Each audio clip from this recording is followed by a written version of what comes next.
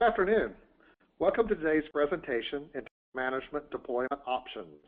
SaaS, hosted, client server, which one is best for your organization?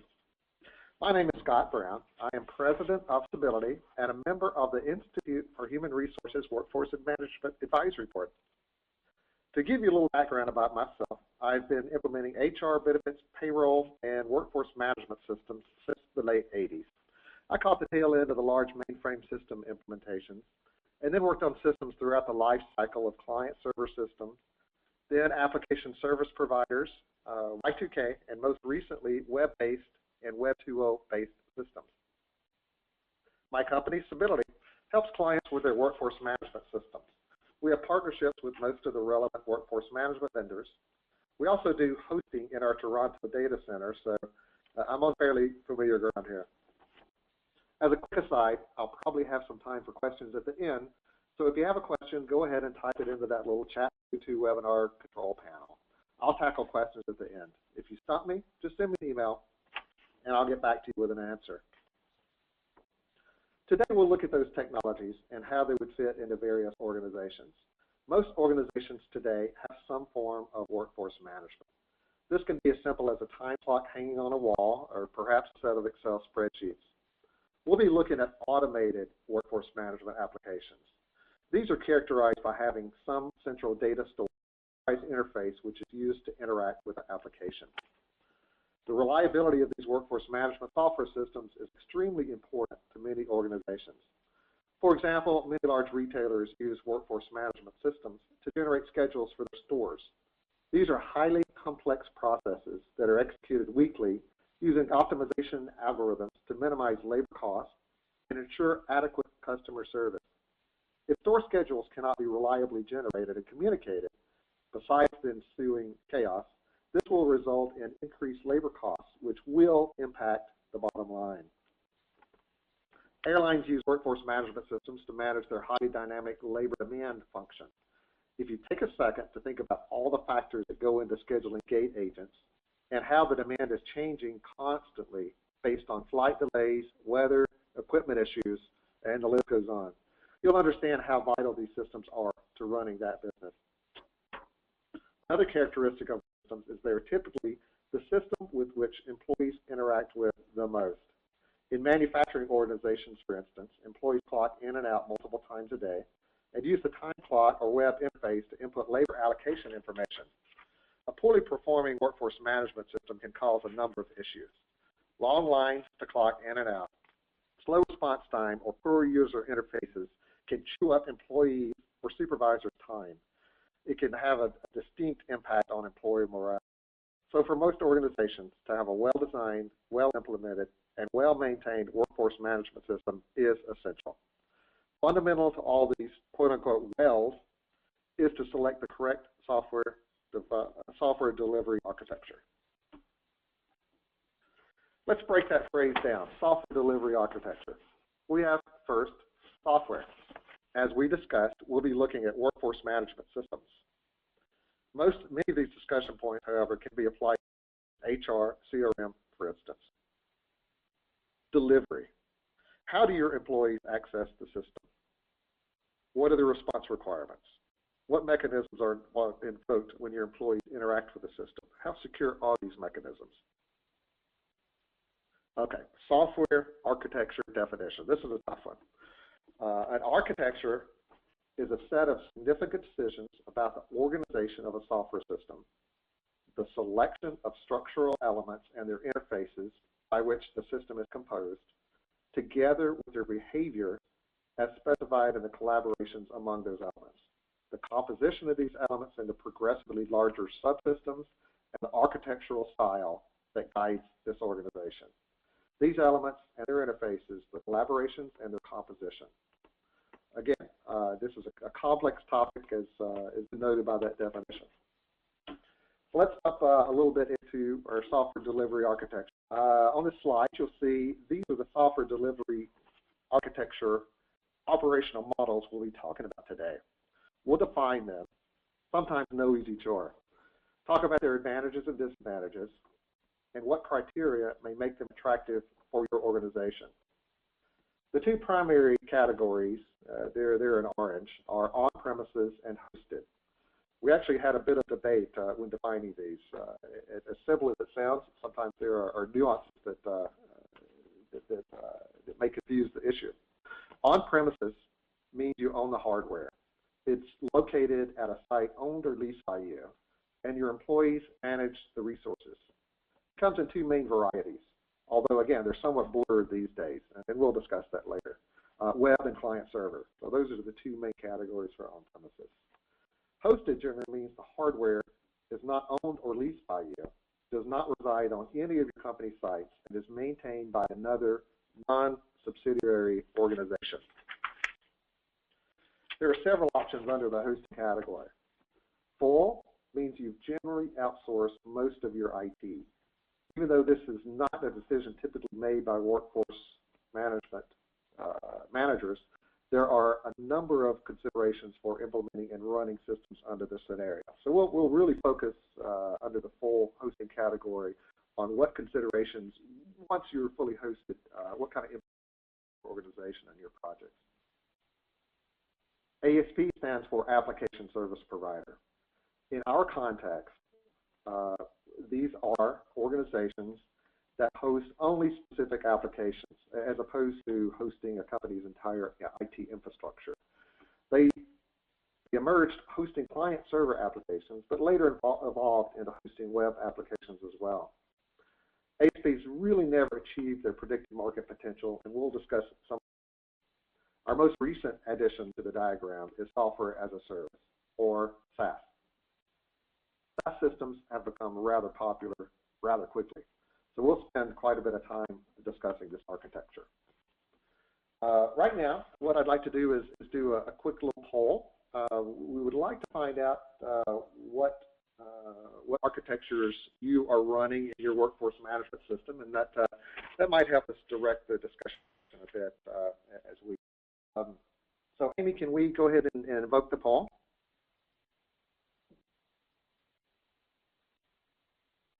Bear with us a second while it comes up. I think the poll is open. And basically, we're trying to find out what current existing software architectures your company is running. So take a second, and we'll leave that open for a minute.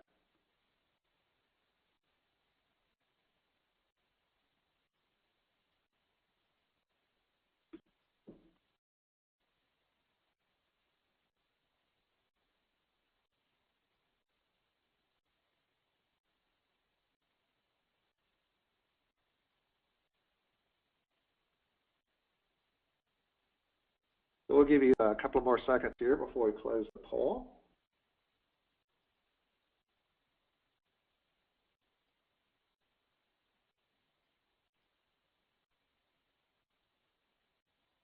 Okay, it looks like this kind of lines up with our current understanding of what the market is right now. It looks like about 2/3 of you are using on-premises. 33% are hosted with an ASP. We don't have any SaaS or fully outsourced. Okay. So let's talk a little bit about on-premises. These applications are typically run within your company. For on-premises applications, companies own the licenses for the software. Licenses are purchased usually for a large upfront cost and yearly maintenance based on a percentage of the purchase cost, or most typically list costs for the software. Companies will need to ensure that they have adequate and supported hardware to run the systems. Some software runs only on certain brands of hardware and certain versions of operating systems. Installations typically require multiple servers. You got to have web servers, you got to have application servers, you got to have your database servers. Also, you might have license servers, report servers. The actual application may have specific software and hardware requirements as well. If you are evaluating an on-premise solution, be sure to have a clear understanding of hardware requirements you will need to meet. This can be a big-ticket item and sometimes require a lot of lead time for delivery and installation. This goes for software requirements as well. Systems sometimes have very strict application server requirements and database server requirements. most often down to specific versions. So make sure you understand what the requirements are in terms of not only what app server and database, but what versions are supported as well. What are the advantages and disadvantages of on-premise systems? The advantages are you have ultimate flexibility. You own it, you run the server. Customizable. This is the most customizable package solution. Again, it runs on your servers, and you have a lot of flexibility in terms of what can be customized. And again, absolute control. Again, relates to the two previous categories. Interface flexibility. Again, all options here. You can go directly into the database for your interfaces in and out, EDI, all the way up to web services and everything in between. And again, one of the advantages of on-premises is direct database access. You can get to the database for better or for worse. Some of the disadvantages are,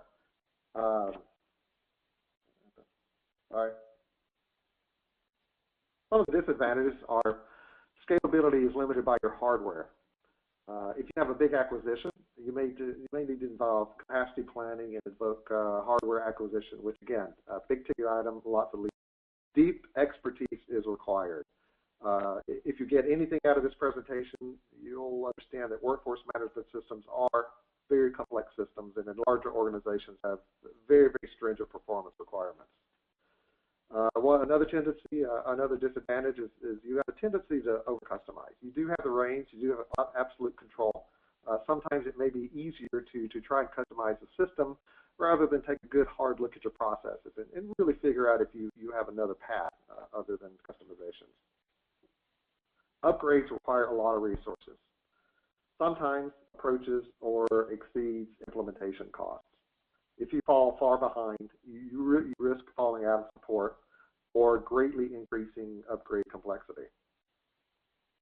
So what indicators would push you in one direction or another? So what is your decision criteria? Is on-premises right for my organization would be the question we'd be asking here.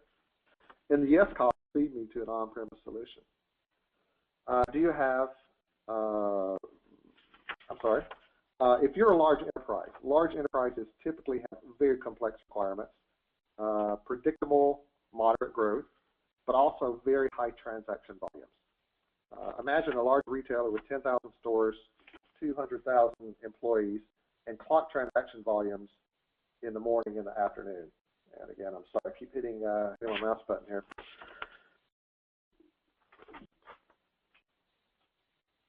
All right, I think we're on the right slide now. So what would indicate that the on-premises would not work for your organization? Limited technical resources. As we discussed, these are very complex systems with high visibility. Companies, both large and small, are significantly challenged when managing these systems. Are you a distributed organization? This is a little bit difficult for organizations that are widely distributed. This can be mitigated if your organization has excellent communication infrastructure to your remote sites. But again, that structure needs to be evaluated to see what impact workforce management systems would have. Can it support the increased demands of workforce management? And lastly, limited capital. These systems can require significant upfront investment in software and implementation. So another subcategory of on-premises are web-based systems. This is really the predominant model for companies seeking software up until the past couple of years. And in the past couple of years when SaaS began to gain adoption.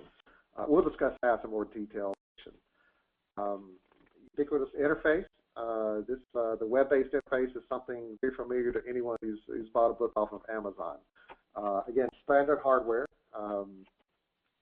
standard system software, operating system, application servers, database servers, and application software. So on-premises client server, again, an older technology, but done properly, it's very fast and secure. Clients interact directly with the database or app server protocols or networks. Client-server apps have the look and feel much more like Word or Excel, although web-based technologies are catching up fast. These architectures tend to be much more difficult to install, maintain, and tune in distributed organizations. Client-server apps were designed for lots of small, quick transactions. Running these systems over a wide area network tends to greatly tax the wide area network and the user as well due to very slow response times because their design criteria really were for local area networks with again, very fast, quick transactions. It's very difficult to meet the client-server connectivity requirements over a WAN, although it can be done. It's a complex setup, multiple unique components. Usually third-party support is required for installation. They have the most restrictive software stack, meaning you have to have the proper components, proper versions, and again, some you may not currently be running, or some version conflicts, which can cause organizations some heartburn. Perhaps most significant of all, it requires a client install. This makes upgrades much more challenging. You have to touch every remote desktop. So, and even in organizations where you have automated remote installation capabilities, a certain percentage of these will fail, and you'll need to manage those. And as mentioned before, Web 2.0 technology is functionally equivalent in many ways to client server. So again, it's kind of sunsetting client server in some ways. On-premises, other considerations. If you're in an on-premise environment, you really should minimize or eliminate customizations. Here's the #1 lesson that on-premises customers have learned over the years. Customizations are expensive, more expensive than they realized. It's the upgrades or getting into a position where upgrades is impossible that causes issues. Now, it is possible to manage systems effectively with customizations, but it does take a lot of discipline. Documentation is paramount. And use customizations only for the requirements that are deal breakers and cannot be met with a base package, or you can see no way to alter your business processes to conform with software. The lesson here is just get as close to base package functionality as possible. Change control. Now, I'm not talking really change management, but systems change control. We'll define that as a highly disciplined process that ensures the proper testing, migration, and impact analysis occurs before any changes are made to the production system. This ensures no unscheduled disruptions will occur in the production system. You'll find this with SaaS providers, or if you go fully hosted, again, they have very strict change control requirements because effective change control is vital for a stable system. Ensure you have access to expertise. Performance issues abound in large workforce management systems. Database row counts in large workforce management clients can approach 1 billion rows in one table. Consider also these tables are being inserted or updated by clocking transactions coming 200,000 in the span of roughly 10 minutes around shift changes. Well, you get the idea. Oh, while I'm at it, if you are running on premises and you don't have an application-specific archive process, you should be looking into that. It can get much more difficult over time if you let it go on too long. If I said any more, it'd be a shameless plug. Sometimes the vendor is not enough, especially with legacy systems. Sometimes the expertise you need lies outside of the vendor. Know where your vendor stands with regard to on-premises licensed software. What is their license install base? What is their direction? What's their long-term support? It's possible it's not an issue for you, but some vendors plan to phase out on-premises support and offer only SaaS. First, talk to your vendor on their roadmap around on-premises. What have they been selling lately? Enhancements land first. Do they land in the SaaS round if they have that offering, or do they land in the on-premises versions? Okay, moving on to hosted ASP.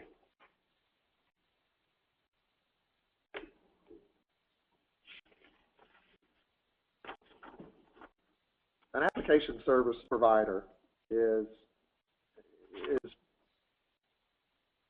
excuse me.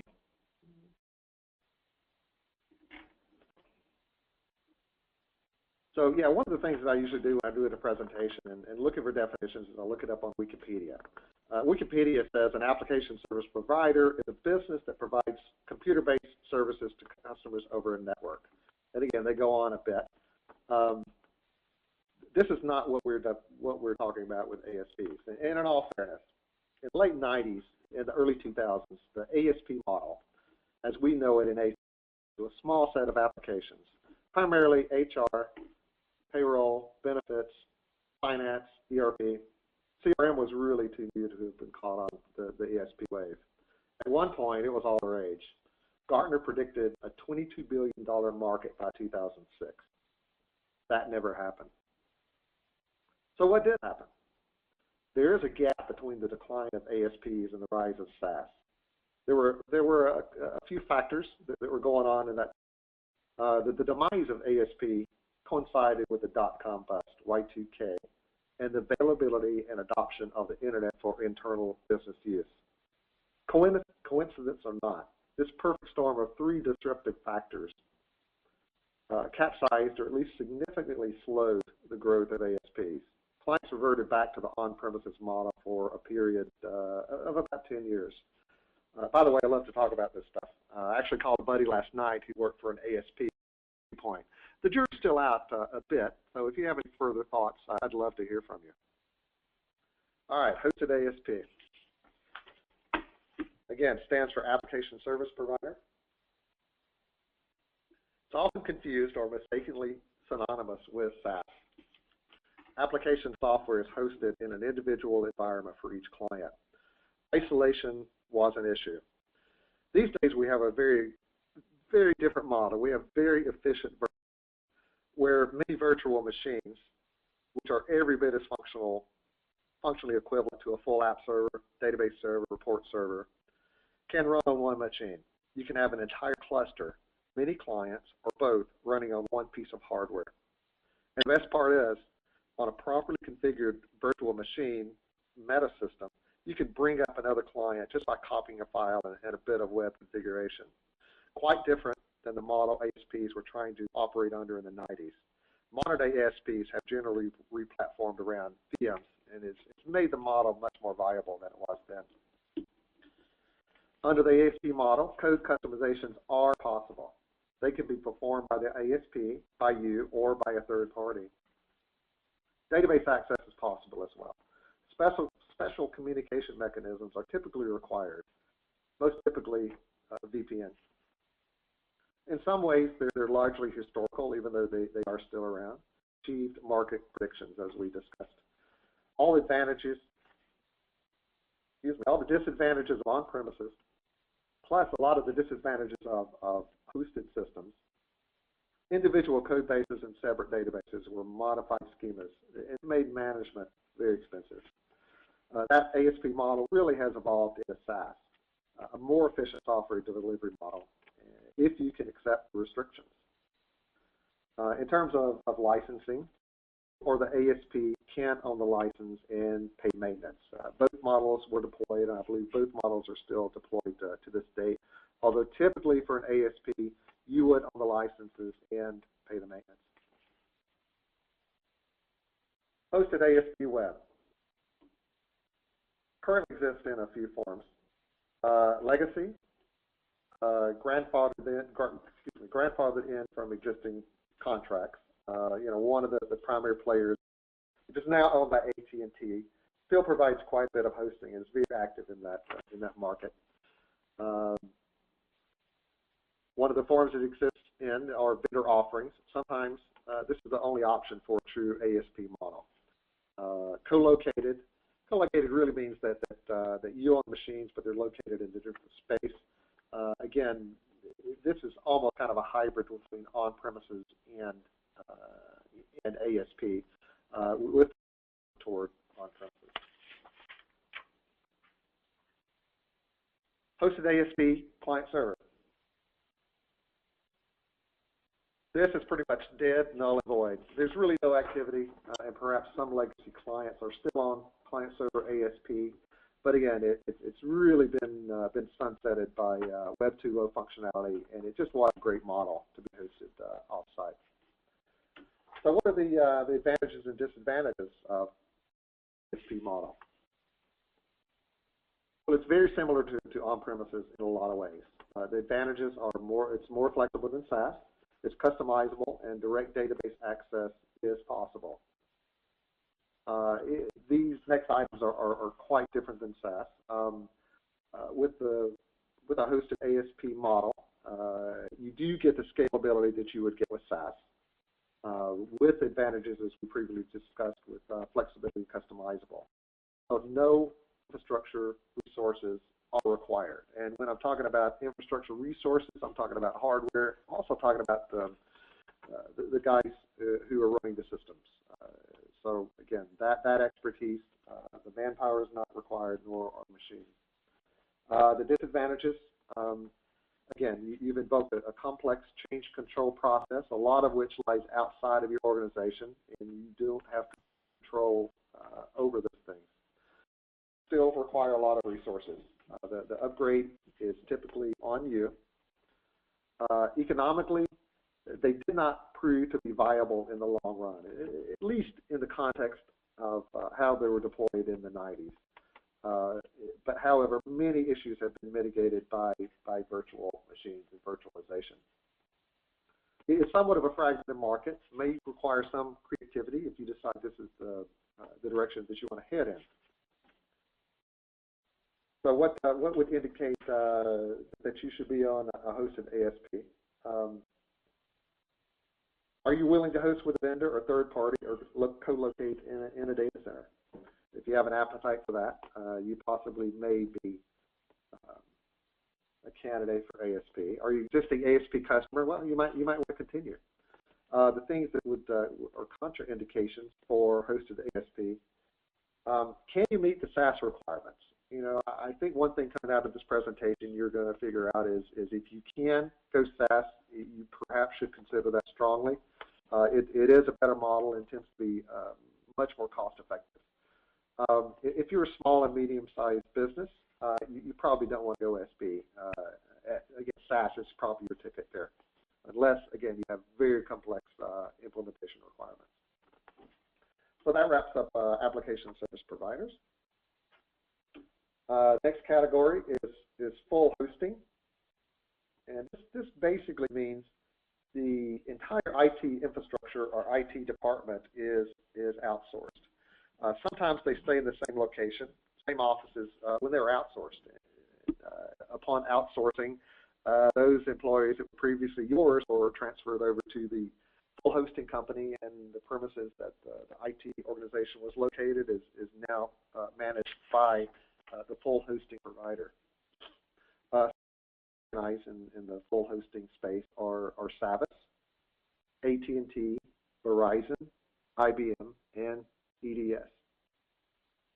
This decision is typically made at the corporate level. So we'll discuss this one in a bit of a different context. We'll be looking at the impacts, the differences, and the unique things about the full hosting model to help you manage your system within your environment. Generally, full hosting providers are very, very good at maintaining their system and maintaining their just a little quick discussion around uptime statistics. Again, you're probably going to see this in the SaaS model. You're going to see vendors quoting these kind of statistics. Uptime statistics are generally quoted in what's known as the number of nines. And what that means is the number of nines following 99%. So, for instance, 1 9 is 99.9% uptime. That sounds pretty good, right? Well, with an uptime of 99.9, it translates to an outage of 45 minutes per month. And typically, guess where the 45 minutes is going to fall? It's probably not going to fall at 2 o'clock in the morning when nobody's on the system. It's probably going to fall right when all the supervisors are approving timesheets on Friday afternoon, and you've really taxed the system and loaded the system down. Once a month, 45 minutes, probably not acceptable for most organizations. Changes require more planning. You must have providers' schedules for changes. They typically have fairly restricted maintenance windows. Again, complex change control procedures that lie outside of your organization. You need to build in more time in your project plan for whatever changes you need to implement when you're fully hosted. You may need to wait for those maintenance windows. Scheduling impacts, setting up VPN or access, or opening ports in a firewall literally can take weeks to get right. Solutions may include geographically dispersed, fully redundant sites. And what this means is a full hosting provider actually can have data centers in multiple cities, multiple countries, multiple continents, and they have the capabilities to keep those systems synchronized such that if one goes down, the other is available and can be switched over in a matter of seconds. All right. To one of the main topics of our presentation, SaaS. So let's define it. SaaS stands for Software as a Service. Some of the characteristics are it's off-premises, it's hosted or managed by typically software vendor. Sorry, guys. Typically, it has one code base, which means no code customizations.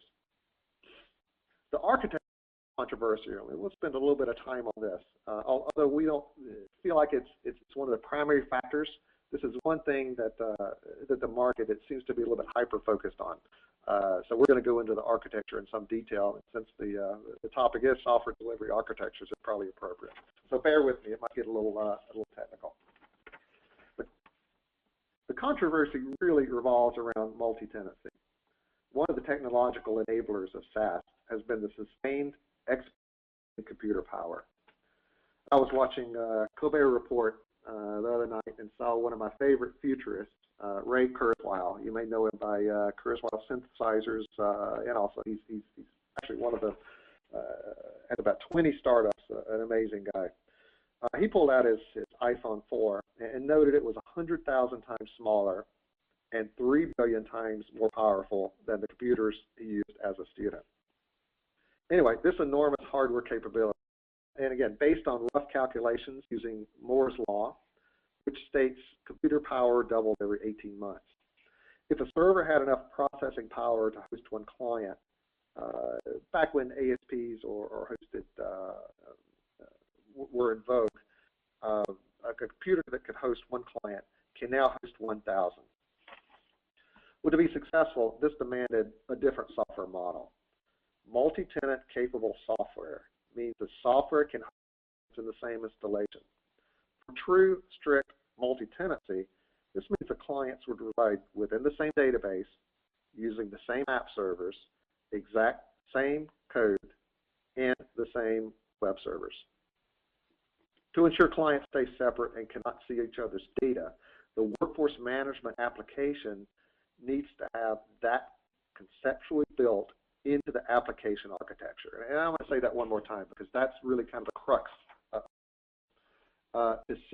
to ensure clients stay separate and cannot see each other's data. The workforce management application needs to have that conceptually built into the application architecture. Now, that's true and valid if you're a SaaS purist. As it turns out, app servers and databases are perfectly happy running within virtual machines. And this really provides another option for SaaS. There are, no doubt, people with pitchforks and heating up their buckets of tar. It really does seem that heated sometimes. But people get very emotionally attached to their technological opinions. But really, take a rational viewpoint. Under certain conditions, SaaS can be effectively deployed in different scenarios. These typically couple virtual machine technology and the SaaS architecture. So let's talk a little bit about the crux of the controversy and dive fairly deep into multi.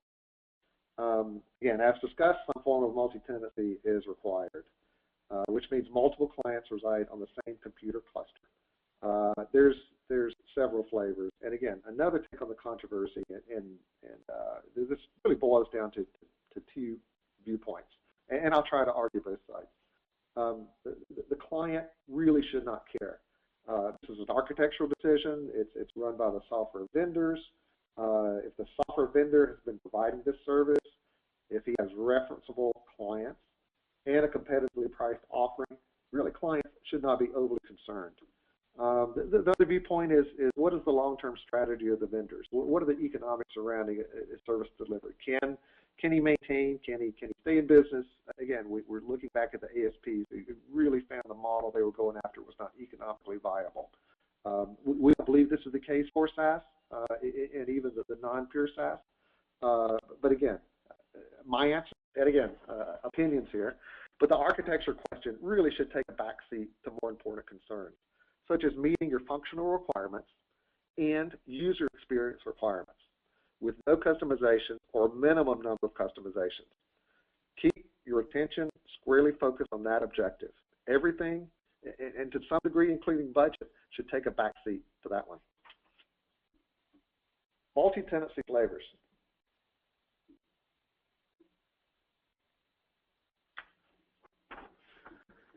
We've got 4 different versions of flavors here.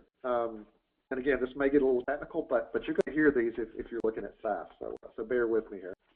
We have what I termed as pseudo multi-tenancy. Each client has its own app server and database server. They are on totally separate, typically virtual machines. This model works well for the upper tier of mid-market or the larger mid-market clients, and all the way up through enterprise size. Code is typically shared, although exceptions can be made, and through clever configuration can be done rather efficiently if all software builds are automated. The code-centric flavor, all app servers share the same code, simplifying maintenance and upgrades. Separate databases are maintained, usually because the app is not multi-tenant aware.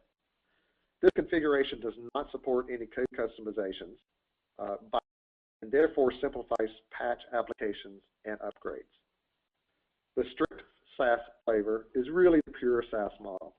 Multi-tenant support within the application enables many clients to reside within the same database. One environment with many clients is much easier to manage than many environments. Sometimes large clients require special treatment, and no one wants to be on the same machine as Walmart when you're trying to close payroll. Models for. Due to intense performance requirements, very large enterprise workforce management SaaS clients require their own environments for workforce management systems. Well, at least for the next 15 years, when computer power increases again by 1,000-fold.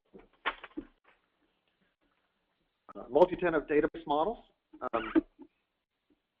Just very quickly, this is within some of the SaaS multi-tenant flavors. Are going to want to understand this, again, if you're evaluating SaaS systems. Separate means each tenant has its own database. So each client, if you're a company, you would have your very own database, separate. Table isolated. Actually, database systems have the capability of letting multiple tenants reside in the same database, but with different sets of tables. So all the structures would typically, table structures would stay the same, but again, they could be managed within the same database. And then multi-tenant database models is the shared model, where all tenants use the same database and tables. So all your data would actually be sitting in the same database table as another client, but because the application supports multi-tenancy and guarantees isolation and separation, you should have no worries in terms of data exposure. Software as a service advantages. Again, you require, a lot of these are going to be similar to the model, but again, you require minimal infrastructure. No IT resources are required outside of browser support, network support. Upgrades are almost a non-issue. It's really the vendor's headache. And just an aside here, since the vendor typically develops the enhancements and is responsible for completing the upgrade, that they really have a huge incentive to ensure the upgrade process is built to execute smoothly. So again, the vendor is responsible for the software, they're responsible for the upgrade, they're also responsible for executing the upgrade. Vendor has hosting expertise and a track record. This actually could be better than the hosting experience you have within your own company. The scalability is effectively unlimited. Typically, vendors have carefully calculated access capacity or what reserves they have on tap to ensure that they have capacity for sales and client growth. Client growth, as you add employees, is really a form of organic sales to them. If your employee population grows, so do your fees. This is really not much different than some of the on-premises licensing models that were based on employees. SaaS, however, tends to be much more granular and automatically scalable. Pay as you go. If your employee population grows, so do your fees. SaaS, however, as mentioned, tends to be, and you also have no added hardware costs as you scale up. No large capital expenditures. Pricing is generally per employee per month. That's known in the industry as PEPM. There's usually a base charge based on a PEPM, per employee per month base charge, and then other charges for additional modules such as attendance, advanced scheduling, or whatever else the vendor offers. There's typically not a large implementation cost, and this is key. For the mid-market, most are doing fixed fee implementations or even building in the implementation cost into the monthly PEPM fees. Also, because of a typically reasonable implementation cost, clients tend to be a bit more mobile. So the economic value of satisfied customers is greater, which is a fancy way of saying that if you're not happy, it's easier to switch to another SaaS providers. So SaaS companies tend to be more focused on customer satisfaction. Disadvantages, no data access, no direct database access. Sad but true. This is one of the things you give up by going SaaS. But many organizations find it's not as necessary as they thought. And you don't really have to worry about your data administrator having access to all your company's data. He's not going to find out how much your CEO is making. No customizations, configuration only. In some ways, this is a blessing in disguise for many companies. There are instances where customizations are necessary, but it's really not possible in the true SaaS world. Slower turnaround for any systems request. Usually, systems requests involve integration, which is the one area that requires what's close to a customization, and this is typically done by the vendor. You also have no control over upgrade timing. This can be an issue for this can be an issue for organizations such as retailers or airlines that have serious software as a service. What are the indicators that would push you in the direction of software as a service or SaaS?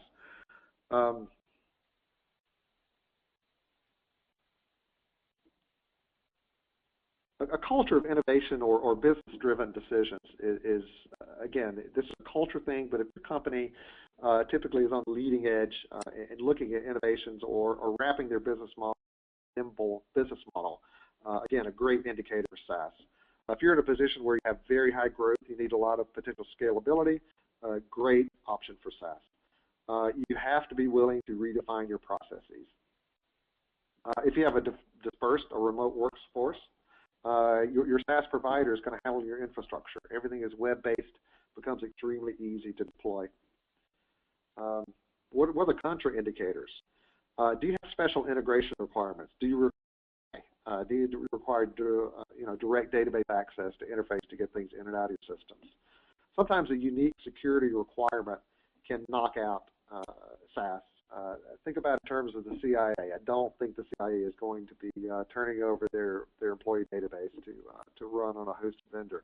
But never say never, right? Do you have a requirement for a high degree of customizations? That probably means you're not a good SaaS candidate. Or very, very large enterprises. And again, depending on what the SaaS providers, they might grow to encompass extremely large enterprises, but it's probably not a viable option right now. We're running a little close on time. The next few slides I'm going to go ahead and skip through. I think a lot of this stuff we've already talked about. Just pausing briefly to make sure I've covered all the points that I wanted to. One of the points on what I'm calling pseudo SaaS, that the technology is really evolving, and you have to balance your current needs with future consideration. Where are these SaaS vendors going? Where are you going as a company? Some other considerations around SaaS. These mainly tie to making sure you're covered in the event of the SaaS vendor having a problem or something in terms of disaster recovery. Be sure to have a mechanism to get a copy of your data. Determine how frequently that backup will be possible. Again, this is probably vendor driven. This could scale anyway from weekly backups to to potentially some mechanism that updates you almost real time. Determine if that frequency will meet your needs. Ensure you back up your configuration as well as your data, and this is super important. So we spent some time visiting with some clients and some current SaaS clients and getting some ideas around what they found to be helpful, what their initial concerns are, and after they implemented, what did they find? Were those initial concerns on target? So it's a little bit difficult to get a handle on SaaS growth because of all the different definitions and I guess the lack of good definitions between hosted, ASP, and SaaS. But what do firms see as incentives? And again, this is before they went SaaS. They like the pricing.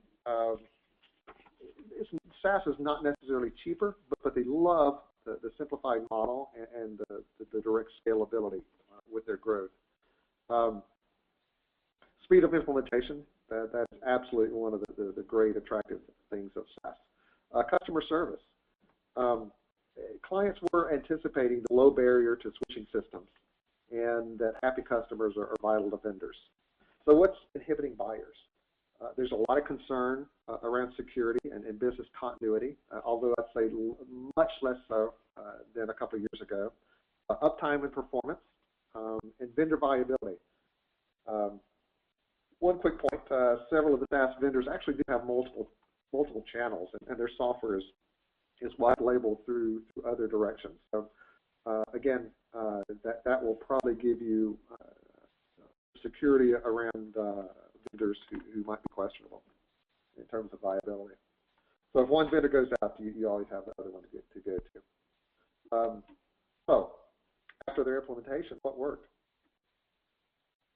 Speed, cost to deploy and implement, shared responsibility, and fixed cost. Again, this is something that the clients who went SaaS gave a thumbs up on. Vendor service. This built-in incentive for vendors is powerful, and actually did find that vendors' customer service with SaaS was better than what they had experienced with on-premises or ASP. They loved the simple model of fees. That worked very well for them, so the cost of ownership was within bounds. They found that the vendors tended to be technical leaders and were much more innovative. They tended to foster a culture of innovation internal to the vendors, and actually it had an impact and reached out to the customers. This may be somewhat of a false correlation that soon disappears because the SaaS market leaders typically are the first ones out there, and therefore the most nimble and technically adept. But we would love to see this continuation, this trend continue. Security. Companies noted vendors tended to be more proactive than their own IT departments around security. Once again, vendors have a lot of motivation to provide a highly secure application. This is many times clients' primary concern when evaluating. Any security issues could have a serious impact on sales. Clients have been happy to report better than expected experience in this area. User interface and accessibility. The current height of technology is SaaS-based Web 2.0.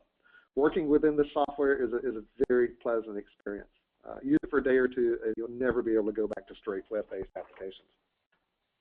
Scalability. Close to a non-issue with most customers. You have quite a bit of almost infinite scalability on tap. The only concern some vendors, some clients have found, scalability around mobile infrastructure is very challenging, and this is really just an artifact of mobile infrastructure as opposed to the client. So What should you be considering? Just very quickly, due diligence. We love SaaS. However, SaaS is not necessarily slam dunk. Opters advise extra attention to be paid to these areas. Evaluate the vendor roadmap and enhancement history. Did the vendor meet targets in the past? Are planned enhancements pertinent to your requirements? What have the vendor's customers experienced when upgrading? Assess vendor management teams. Does the management team have a successful track record? Request detailed documentation around security. Look at their SAS 70 Type 2 or ISO 27001. Evaluate integration closely. This again is one of the things you should spend a lot of attention on. Capabilities need to be designed into the API, so you really need to do a deep dive and understand their API mechanisms. And integration represents a very large part of the implementation effort. So again, that's it in a nutshell, in an hour. Software delivery architectures and operational models. Thanks for attending the presentation. I don't think we have a lot of time for questions. I apologize for running us up to the mark. But again, you can reach me. There's my email address, scott.brown@sability.com. You can follow me on Twitter at @ that really should say @ Scotty Brown or Sability. Again, thank you for your time.